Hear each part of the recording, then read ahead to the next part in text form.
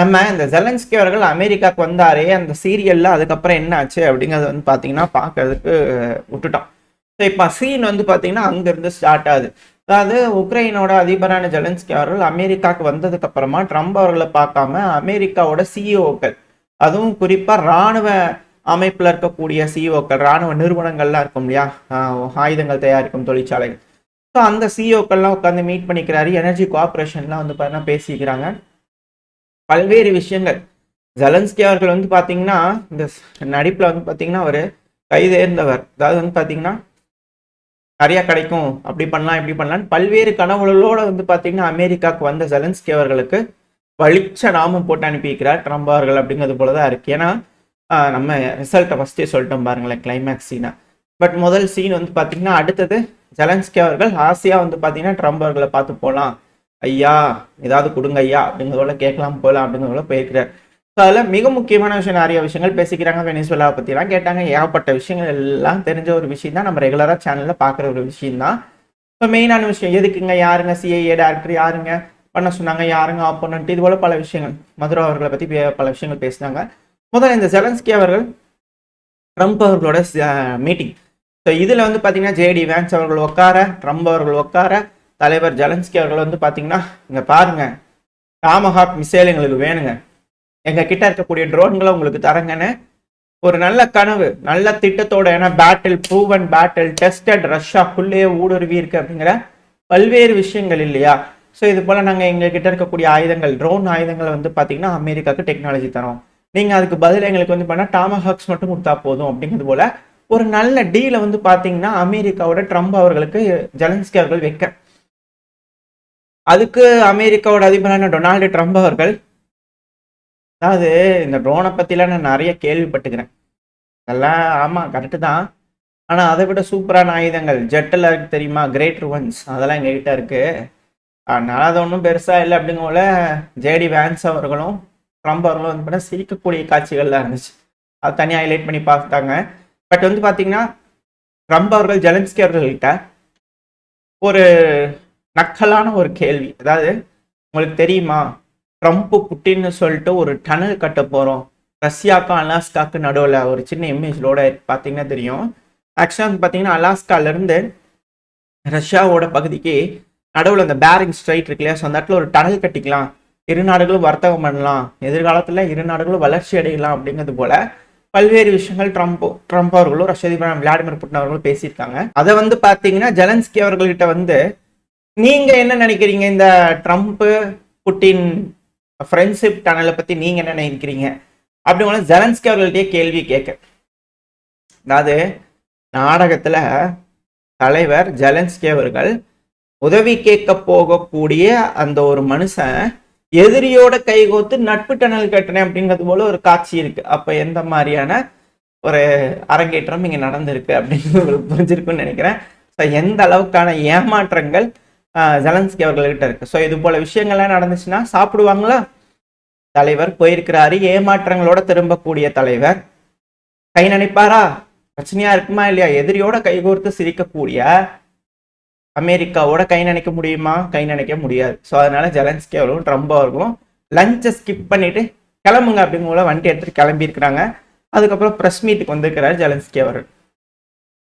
So press மீட்ல வந்து பார்த்தீங்கன்னா டாமஹாக்ஸ் அப்புறம் செக்யூரிட்டி கேரண்டி இதை பத்தி ப்ரெஸ் மீட்ல பேசக்கூடாது அப்படிங்கிறது போல இரு தலைவர்கள் நாங்கள் வந்து பண்ண முடிவு எடுத்துக்கிறோம். ஏன்னா இன்னும் பேசலை, பேசினா தானே ஒன்றும் முடிவு எடுக்கல, அதனால பேசக்கூடாதுன்னு முடிவு எடுத்திருக்கோம், அதனால நாங்கள் இது வந்து பேச விரும்பல.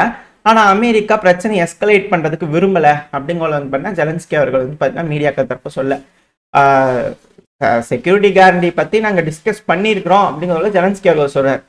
ஆனால் ட்ரம்ப் அவர்கள் அதுக்கப்புறம் ஒரு போஸ்ட் போடுறாரு, எப்பவும் போல எக்ஸில் போடுவார் இல்லையா, அது போல போடுறாரு. சரி, ட்ரூத் சோசியல் போஸ்ட், ட்ரம்ப் அவர்களோட சோசியல் மீடியா, அவருக்கு வச்சுக்கிற சோசியல் மீடியா அது. ஸோ அதில் வந்து பார்த்தீங்கன்னா என்ன போடுறாருன்னா, இங்கே பாருங்க பிரச்சனையை முடிங்க, அவர் பெருசாக அடிச்சுக்கிறாருங்க, அவருக்கு என்ன ஆளுங்க வச்சு டைப் பண்ணி போட்டுருவாரு, நம்ம எப்படி அது மனப்பாடம் பண்ணுறது உங்க முன்னாடி உட்காந்து பேசும்போது கம்ப்ளீட்டாக மனப்பாடம் இல்லையா. ஸோ அதோட சாராம்சம் சொல்லிடுறேன், அது பிரச்சனையை நிறுத்துங்க, இதுதான் சரியான நேரம், ஆளுக்கு எங்கெங்க நிற்கிறீங்களோ அங்கேயே நிப்பாட்டுங்க லைனை, முதல்ல தயவு செஞ்சு பிரச்சனையை ஸ்டாப் பண்ணுங்க, இதுக்கு மேலே யாரும் கொல்லக்கூடாது அப்படிங்கிறது போல ட்ரம்ப் அவர்கள் திருப்பி ஒரு போஸ்ட் வந்து பார்த்தீங்கன்னா போட்டார். அதாவது நாடகங்கள் இதோட வந்து பார்த்தீங்கன்னா முடிஞ்சிருக்கு, இதோட காட்சி முடிஞ்சிருச்சு, இந்த எபிசோட வந்து பண்ண முடிஞ்சிருச்சு. இதுல இருக்கக்கூடிய விஷயம் என்னன்னா, டாமஹாக் மிசைல ஜெலன்ஸ்கி அவர்கள் வாங்கிட்டு கொண்டு போய் ரஷ்யா மேல போடுவாரு அப்படிங்கிறது போல வந்து பாத்தீங்கன்னா காட்சி அமைப்பு எதிர்பார்ப்பு இருந்துச்சு மக்களுக்கு. ஆனா இதுல என்ன ஒரு ட்விஸ்ட் ஆயிடுச்சுன்னா, டாமஹாக் மிசைல ஜெலன்ஸ்கி அவர்கள் போகும்போது அந்த மிசைல ரஷ்யா மூலியமா பயன்படுத்தி யூரோப்புக்கு போட்டாரு ட்ரம்ப் அவர்கள். இதுதான் காட்சி அமைப்பு இப்ப நடந்திருக்கு. என்னப்பா சொல்ற, டாமஹாக்க ஜெலன்ஸ்கி அவர்களை யூஸ் பண்ணி ரஷ்யா மூலயமா யூரோப்பியன் யூனியன் மேல போட்டாங்களா அப்படிங்கள கேட்குறீங்க இல்லையா? காட்சி அமைப்பு அப்படிதான் வந்திருக்கு. ஏன் அப்படின்னா, இந்த எபிசோடு டைரக்டர் எப்படி இந்த காட்சியை வடிவமைச்சிருக்கிறார் அப்படின்னா, அதாவது ரஷ்ய அதிபரான விளாடிமிர் புட்டின் அவர்கள் ஹங்கேரி புத்தபெஸ்டுக்கு வந்து பாத்தீங்கன்னா வரதுக்கு ரெடி ஆயிட்டார் போல தெரியுது. ஏன்னா ஹங்கேரியோட விக்டர் ஆர்பன் அவர்கள் இருக்கா இல்லையா, இவர் வந்து இந்த எபிசோட்ல தெளிவா பார்க்கக்கூடிய ஒரு மெயினான ஆக்டர் தான் இந்த எபிசோட்ல. அவர் வந்து பாத்தீங்கன்னா ரஷ்ய அதிபரான விளாடிமிர் புட்டின் அவர்களுக்கே வந்து பார்த்தீங்கன்னா ஒரு ஃபோன் கால். ஸோ அந்த ஃபோன் காலில் வந்து தலைவரே வரேங்க, நீங்களும் வாங்க வாங்க நல்லா இருக்கும் அதெல்லாம் பேசி பிரச்சனையை முடிவடைஞ்சிடலாம், வரலாற்று படைச்சிடலாம் வாங்க அப்படிங்கிறது போல விக்டர் ஆர்பன் அவர்கள் பேசிக்கிறாங்க. எப்படி ஹங்கேரிக்கு வர்றது, என்ன மாதிரி வருது, என்ன பண்ணலாம் அப்படிங்கிற பல்வேறு விஷயங்கள் பேசியிருக்கலாம், முடிவெடுத்திருக்கலாம் ஹங்கேரியில அப்படிங்கிறது போல பலர் தரப்பு இருந்து வந்துகிட்டு இருக்கு. ப்ராப்பரா இருதளவில் என்ன பேசிட்டாங்கன்ற ஸ்டேட்மெண்ட்ஸ் இன்னும் வரலான இருதளவும் பேசிக்கிறாங்க. ஸோ ரஷ்ய அதிபரான விளாடிமிர் புட்டின் அவர்கள் ஹங்கேரிக்கு வர போறாங்க. கிரெம்லின் தரப்புல, அதாவது ரஷ்யாவோட ஸ்போக் பர்சன் இருப்பார்ல திமித்ரி மெத்வதேவ் அவர்கள், அவரே சொன்னாரு எந்த வழியில போறதுலாம் தெரியல, ஆனா ஹங்கேரியில மீட்டிங் நடக்க போகுது அது மட்டும் எனக்கு தெரியும் அப்படிங்கிறது போல அவர் தரப்புன்னு சொல்லியிருந்தாரு. ஸோ ரஷ்ய அதிபரான விளாடிமிர் புட்டின் அவர்களும் வரதான் போறார் தெரியும். ஸோ இப்போ அந்த எபிசோடோட காட்சி வடிவமைப்பு எப்படி யூரோப்ல விழுந்திருக்குன்னா, யூரோப்பு இருக்கக்கூடிய நாடுகள்ல ஹங்கேரியும் ஒண்ணு, யூரோப்பியன் யூனியன்ல இருக்கக்கூடிய ஒரு நாடு ஹங்கேரி. ரெண்டாவது நாட்டோல இருக்கக்கூடிய ஒரு நாடு ஹங்கேரி. இது எல்லாத்துக்கும் மேல வந்து பாத்தீங்கன்னா இந்த கிரிமினல் கோர்ட்ல வந்து பாத்தீங்கன்னா ரஷ்ய அதிபர் விளாடிமிர் புட்டின் அவர்கள் அப்படி இப்படின்னு பல்வேறு காட்சி அமைப்புகள் நம்ம பைடன் அவர்களோட அரசாங்கத்திலிருந்து நம்ம பார்த்திருப்போம். இந்த ஒரு வருஷமா சீரியல்ல வந்து பாத்தீங்கன்னா அந்த மாதிரி காட்சி அமைப்புகள் பார்த்திருப்போம். இப்போ வந்து பாத்தீங்கன்னா அதே இடத்துல சென்டர் ஆஃப் த யூரோப்ல வந்து பாத்தீங்கன்னா அதே ரஷ்ய அதிபர் விளாடிமிர் புட்டின் அவர்களை கூட்டிட்டு வந்து உட்கார வச்சு பிரச்சனையை முடிக்கிறதுக்காக ட்ரம்ப் அவர்கள் பேசுறாரு அப்படின்னா, யூரோப்பியன் யூனியனோட அந்த பவர் எந்த அளவுக்கு வீக்கா இருக்கு. அதாவது எதிரி ஒண்ணுமில்லாம ஆனதுக்கு அப்புறமா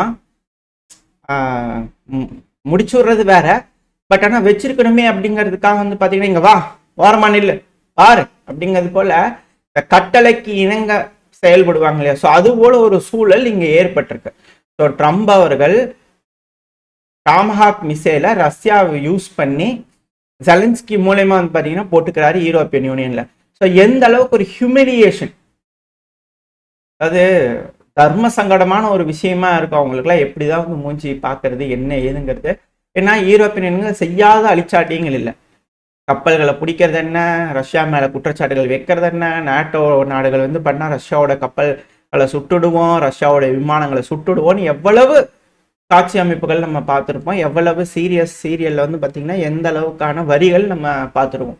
இப்போ மெயினான விஷயம், அதே யூரோப்பியன் யூனியன்ல ரஷ்ய அதிபர் விளாடிமிர் புட்டின் அவர்கள் வராரு. எப்படி, ஒன்று போலாண்டு வழியா வரணும், பெலரூஸ் போலாண்டு வழியா ஹங்கேரிக்கு வரணும், இல்லை துருக்கியும் நாட்டோவில் இருக்கக்கூடிய ஒரு நாடு தான். அடுத்து பல்கேரியா நாட்டோவில் இருக்கக்கூடிய ஒரு நாடு தான், யூல இருக்கக்கூடிய ஒரு நாடு தான். ஸோ கிராஸ் பண்ணி செர்பியா வழியா வந்து பார்த்தீங்கன்னா ஹங்கேரிக்கு வரணும். ஸோ எப்படினாலும் வரக்கூடிய பாதைகள்ல ரஷ்ய அதிபர் விளாடிமிர் புட்டின் அவர்களுக்கு பாதிப்புகள் ஏற்படலாம். ஸோ இப்போ ரஷ்ய அதிபர் விளாடிமிர் புட்டின் அவர்களுக்கு பாதுகாப்பு கொடுக்கறதுக்கு நாட்டோ படைகளே அவரோட விமானத்துக்கு எஸ்கார்ட் பண்ண வேண்டிய கட்டாயத்துக்கு தள்ளப்படுறாங்க. ரஷ்யா எஸ்கார்ட் கொடுக்கறதுக்கு அவங்களோட விமானங்கள் வந்தாலும் அது கூட எஸ்கார்ட் கொடுக்கறதுக்கு நாட்டோட விமானங்களும் பறக்க வேண்டியதா இருக்கும். இதுதான் மிக பெரும் அளவுல அசிங்கம் யூரோப்பியன் யூனியனுக்கு. இதோட கிளைமேக்ஸ் சீன் வந்து பாத்தீங்கன்னா அந்த அளவுக்கு வடிவமைச்சிருக்கிறார் டைரக்டர்.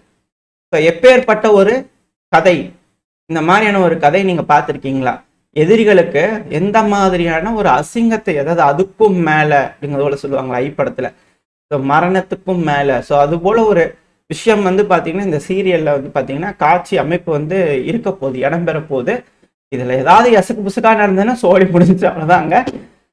திமித்ரி மெதவதி அவர் இருக்காரு, ரெட் கலர் பட்டன்ல கை வச்சுட்டே இருப்பாரு, எந்த ஒரு மாற்றமும் இல்லை. ஸோ என்ன நடக்க போகுதுன்னு பார்ப்போம்.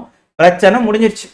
உக்ரைன்ல வந்து பார்த்தீங்கன்னா இது எலெக்ஷனுக்கு ரெடி பண்ணிட்டு இருக்காங்க அப்படிங்கிறது போல அரசு புதுசுல செய்திகள் வருது. தெரிஞ்சு வச்சுக்கோங்க. இது போல டீ கடை பெஞ்சில் உட்காந்துக்கும் போது பேசியிருந்தாங்க எலெக்ஷனுக்குலாம் ரெடி ஆகிட்டு இருக்கிறாங்க அப்படிங்கிறது போல. ஸோ பார்ப்போம் அந்த ரிசல்ட் வருதா என்ன ஏதுங்கிறது, பார்த்தல எலெக்ஷன் நடக்க போதா என்னங்கிறத. அதாவது எப்படி உக்ரைன்ல எலெக்ஷன் எப்படி சொல்றது, ஆட்சி கையெழுப்பு பண்ணி மைதான் மூமெண்ட் மூலயமா ஆட்சி கையெழுப்பு பண்ணி ஒரு அரசாங்கத்தை உட்கார வச்சாங்களோ, இப்போ அந்த அரசாங்கத்தை எடுத்துட்டு கிளியர் பண்ணிட்டு ரஷ்யா வச்சுக்கோங்க, எலெக்ஷன்ல உங்க ஆளுங்களே ஜெயிக்க வச்சுக்கோங்க, வேணுங்கிறத ஜெயிச்சு வந்து நீங்க பாகப்பிரிவினை பண்ணிக்கங்க அப்படிங்கிறது போல பேசுவாங்களா அப்படின்ற கேள்விகள் இருக்கு. வெயிட் பண்ணி பார்ப்போம். கம்ப்ளீட் சரண்டர் அப்படிங்கிறது வந்து பார்த்தீங்கன்னா உக்ரைன்ல நடக்க இருக்கு. அது மட்டும் இல்லாமல் மிக முக்கியமான ஒரு விஷயங்கிறது பக்ரோஸ்கோட மத்திய பகுதியில் ரஷ்யா வீரர்களோட ட்ரோன்ஸ் யூஸ் பண்ணுவாங்களா, அது கிட்ட உக்ரைனோட வீரர்கள் வெள்ளக்கொடி காமிச்சு சரண்டர் ஆயிருக்காங்க. பக்ரோஸ்கோட மத்திய பகுதியில் அந்த அளவுக்கான முன்னேற்றம். அடுத்த பதிவு மேப் பதிவு தான். மேப்ல பார்க்கலாம் பல இடங்கள்ல வெறித்தனமா ரஷ்ய தரப்பு முன்னேறிட்டு இருக்கிறாங்க. அதில் குறிப்பா பக்ரோஸ்க் பகுதி. இந்த பக்ரோஸ்க் பகுதியில ட்ரோன் வீடியோ வருது, சரணடைகிறாங்க. இதெல்லாம் வந்து எப்படி உறுதி பண்றது அப்படின்னா, உக்ரைனோட ஜேர்னலிஸ்ட் நம்ம வந்து இவரை வந்து 2-3 தடவை நம்ம சேனல்ல பார்த்துருப்போம். உக்ரைன்ல வந்து பார்த்தீங்கன்னா ஆன்டி ரஷ்யன் ரஷ்யாவுக்கு எதிரான மனப்பான்மை இருக்கக்கூடிய மிக முக்கியமான ஒரு நபர் அப்படின்னா வந்து பார்த்தீங்கன்னா இவரையும் சொல்ல ஜூலியன் ராக்பி அவர்கள். அதோட போஸ்ட் லோட் ஆயிருக்கும். ஸோ அவரும் அந்த வீடியோ பதிவை டேக் பண்ணி இது போல சரண்டர் ஆகிட்டு இருக்காங்க நம்ம ஆளுங்க அப்படிங்கிறத வந்து பார்த்தீங்கன்னா அவர் தரப்பு வந்து போட்டிருக்கிறாரு. இதை வச்சு நம்ம கன்ஃபார்ம் பண்ணிக்கலாம் ரஷ்யா பக்ரோஸ்கோட மத்திய பகுதிக்குள்ள வர ஆரம்பிச்சிருக்காங்க அப்படிங்கிறது போல. ரெண்டாவது ரஷ்யாவோட டிஃபென்ஸ் மினிஸ்ட்ரி தரப்புல இருந்து பிரீஃபிங்ஸ் வரும் இல்லையா, ஸோ அதில் அவங்க என்ன சொல்லியிருக்கிறாங்கன்னா, அதாவது இந்த ஒரு வாரத்தில் மட்டுமே 8 செட்டில்மெண்ட்ஸை லிபரேட் பண்ணியிருக்கோம் அப்படிங்கிற சொல்றாங்க. ஒரு வாரத்தில் 8 பகுதிகள் 8 வில்லேஜஸ் கிட்ட ரஷ்யாவோட கட்டுப்பாட்டுக்குள்ள வந்திருக்கு. அது மட்டும் இல்லாமல் கணக்குகள் எப்பவுமே கொடுப்பாங்க, பட் கம்பேரிசனுக்காக சொல்ல வரேன். நம்ம சேனலில் பார்க்க மாட்டோம் அவங்க சொல்லக்கூடிய விஷயங்கள், பட் ஆனால் இதில் கம்பேரிசனுக்காக சொல்கிறேன். மொத்தம் 36 கைடட் குண்டுகள் ஒரு வாரத்தில். ரஷ்யா ஒரு வாரத்தில் 1500 கைடட் குண்டுகளை போடுறாங்க. ஆனால் உக்ரைன் 36 கைடட் குண்டுகள் போடுறாங்க. வேரியேஷன்ஸ். ஸோ இதைத்தான் நம்ம சொன்னோம். அதிகமாக வந்து பார்த்தீங்கன்னா டாமினன்ஸுங்கிறது ரஷ்யாவுக்கு இருக்குது அப்படிங்கிறது போல. 18 ஹிமார்ஸ் ராக்கெட்ஸ் வந்து பார்த்தீங்கன்னா உக்ரைன் ரஷ்யா மேலே ஏவி இருக்கிறாங்க. எல்லாம் இன்டர்செப்ட் பண்ணதான் ரஷ்ய தரப்புன்னு சொல்கிறாங்க. உக்ரைன் தரப்பில் வீசி இருக்கிறாங்கன்னு தான் சொல்லுவாங்க. ரஷ்யா இன்டர்செப்ட் பண்ணுற கணக்கு சொல்கிறாங்க. ஸோ ரொம்ப கம்மியான எண்ணிக்கைகளை தான் வந்து பார்த்தீங்கன்னா உக்ரைன் வந்து யூஸ் பண்ணிக்கிட்டு இருக்காங்க. ட்ரோன்கள் மட்டும் 1300க்கும் மேலே ரஷ்யாக்குள்ளே ஏவி விட்டுருக்காங்க உக்ரைன். ஸோ இது போல இருதரப்புலையும் தாக்குதல்கள் நடந்துக்கிட்டு தான் இருக்கு.